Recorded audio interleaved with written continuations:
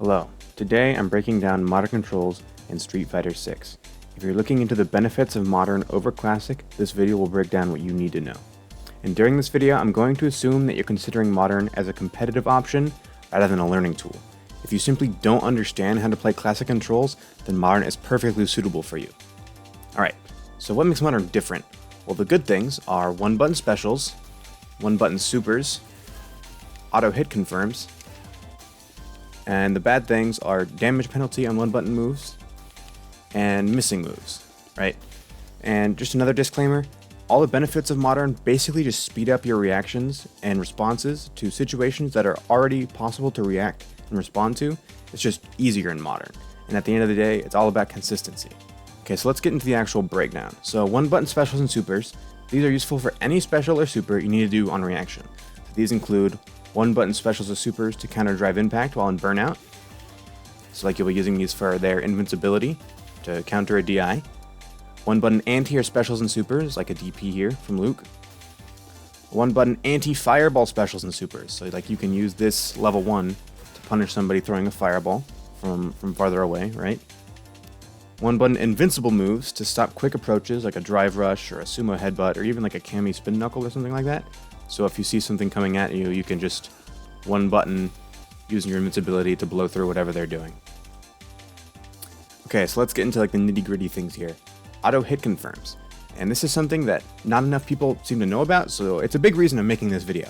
Some auto combos only follow up on hit and leave you safe on block. So let me demonstrate this here. So this auto combo on hit will spend the OD knuckle and we'll go into level 1.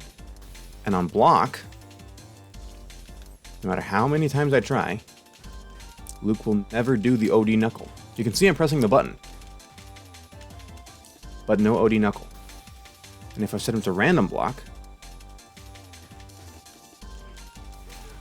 I can just mash, and it will only come out on hit.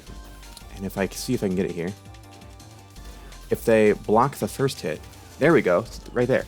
If they block the first hit, and then get hit by the second hit, it will still go into the OD knuckle. And so, like, humans can't auto hit confirm that, or they can't hit confirm that, right? Humans cannot hit confirm that no matter how hard they try. It's just unreactable, and modern will do it for you.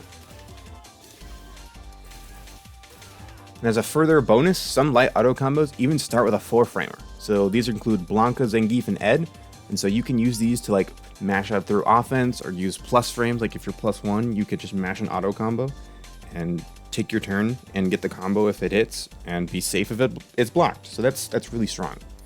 All right, so let's get into the bad things. Damage penalty on one button moves. Any move that you use the one button input instead of the normal input, the motion input, you do 20% less damage than it would otherwise. So you do 80% total. So normally this, let me set him to get hit. So normally this DP would do 1,000 damage. But if you use the one button version, he does 800 damage, so 20% less to make 80%, right? Makes sense. And it's important to note, however, that minimum scaling on moves such as supers still applies. So like, for instance, a level 3 super will always do at least 50% of its damage, and this still applies to the one button version, right?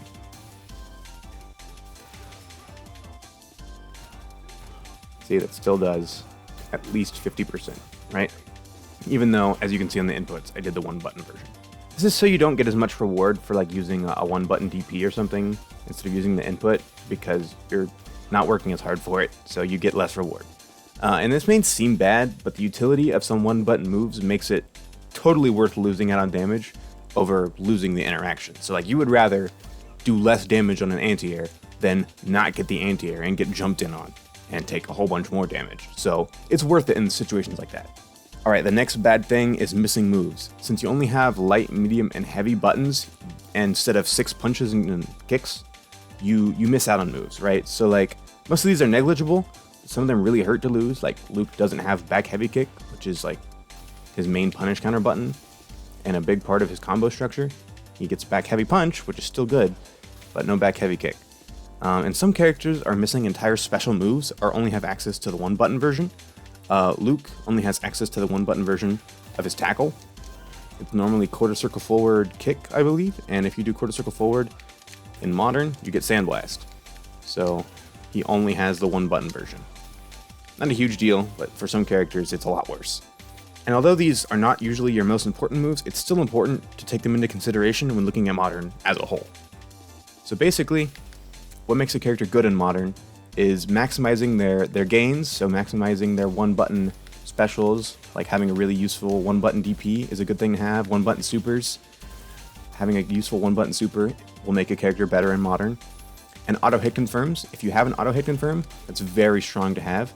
And you want to minimize the amount of things you lose. So if you, for instance, take a big hit from having like only a one button version of a move, if that's a really big deal for you, or if you're just missing a move entirely, like missing a normal or missing like a special move, I don't know if any of the characters do that, but that would suck, right? So you want to maximize what you get out of it while losing the least. And some characters that do this well are Cammy, Lily, Zangief, and I would say Luke here is on the upper end of Modern characters because he makes out pretty well with the things that he gets and doesn't miss out on too much, right? And that concludes my breakdown of Modern controls. So this is just the first video. I will be doing individual breakdowns of every individual character and analyzing how they play in Modern and what they get and what they miss out on. And at the end, maybe I'll do like an overall analysis and like rank them or something. Maybe some other things, some other ideas in there, but that's the basic idea. Thanks for watching, and I'll see you in the next one.